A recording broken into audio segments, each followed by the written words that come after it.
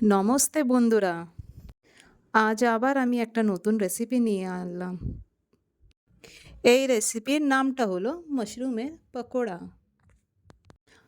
আপনারা তো অনেক রকমের পকোড়া খেয়েছেন। মাশরুমেরটা ট্রাই করুন।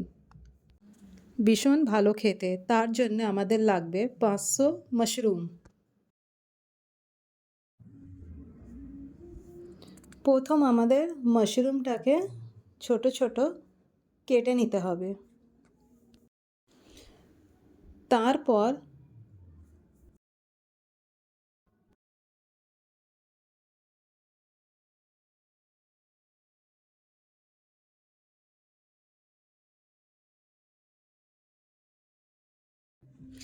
আমি এইভাবে কাটিং করলাম।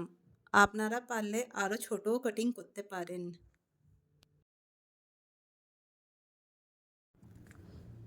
তারপর আমাদের ঘরে লাগবে পেঁয়াজ কুচি আর ধনে কুচি। তারপর এতে মিক্স করে নিলাম।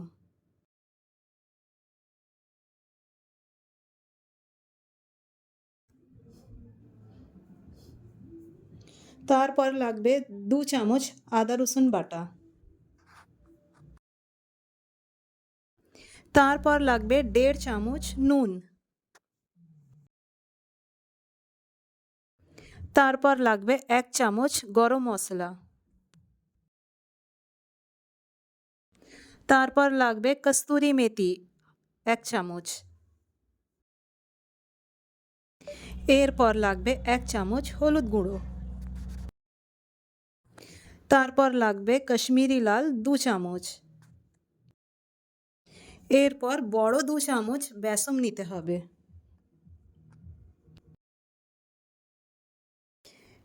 এরপর ভালো করে মিক্স করতে হবে। এইটা খুব ড্রাই আছে, আপনাদের ঘরে এতে অল্প জল দিতে হবে। জলটা অল্প অল্প দেবে, যাতে না বেশি পাতলা হয়ে যায়।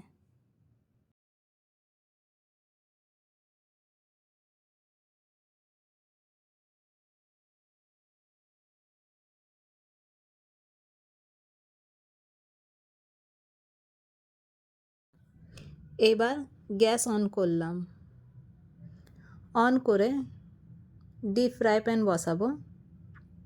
তাতে অয়েল ঢালতে হবে, যাতে ফ্রাই করব। এবার যে মাশরুমগুলো আমরা ম্যারিনেট করেছিলাম ওইগুলো এই অয়েলে দিয়ে দিতে হবে। অয়েলটা যেন অবশ্যই গরম থাকে।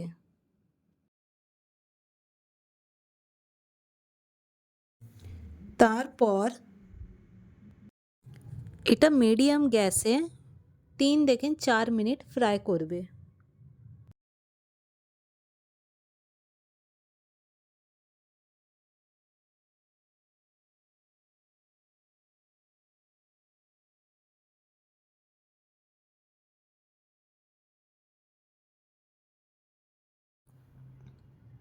এবারে এটা ফ্রাই হচ্ছে। ফ্রাই হওয়ার পর আমাকে উল্টে নিতে হবে এটাকে। উল্টানোর জন্যে আমাদের ঘরে ফোর্ক নিতে হবে। ফোর্ক নিয়ে উল্টালে সহজে উল্টে যায়। এতে যদি খুন্তি ব্যবহার করো হয় না বেশিরভাগ। তো ফোর্ক নিয়ে যদি উল্টান খুব তাড়াতাড়ি হয়ে যাবে, ইজিলি।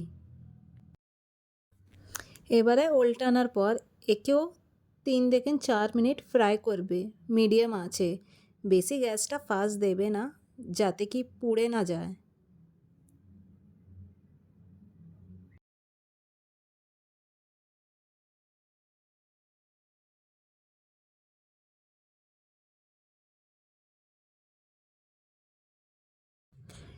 এরপর আমাদের মাশরুম পকোড়াটা অলমোস্ট হতেই এসছে।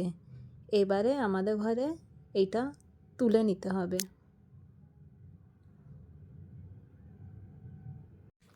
তাহলে পকোড়াটা কেমন লাগলো? সহজ না কঠিন? খুবই সহজ। আপনারাও ঘরে ট্রাই করুন, ভীষণ ভালো লাগবে।